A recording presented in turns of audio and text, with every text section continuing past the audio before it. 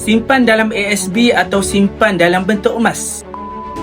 Kata pakar kewangan Malaysia iaitu Tuan Azizi Ali, dulu pilih ubi, sekarang pilih beras. Dulu pilih ASB, sekarang pilih emas. Tak dinafikan yang sebelum ni ASB adalah tempat simpanan yang paling bagus disebabkan dividen yang diberikan agak tinggi, sekitar 7 hingga 10% dengan risiko yang minimum. Tapi sekarang dividen ASB dah jatuh sehingga 4 hingga 5% sahaja. Jadi untuk simpanan jangka masa pendek, ASB masih lagi bagus. Dan saya sendiri pun simpan juga dalam ASB. Tapi untuk jangka masa panjang, saya alihkan separuh simpanan ke dalam simpanan yang boleh memberikan keuntungan yang lebih tinggi seperti emas. Untuk dana kecemasan 3 bulan pendapatan, saya masih kekalkan dalam ASB. Selebihnya tukarkan ke dalam bentuk emas fizikal. Kerana kenaikan harga emas sejak 20 tahun yang lalu adalah sekitar 10% setiap tahun.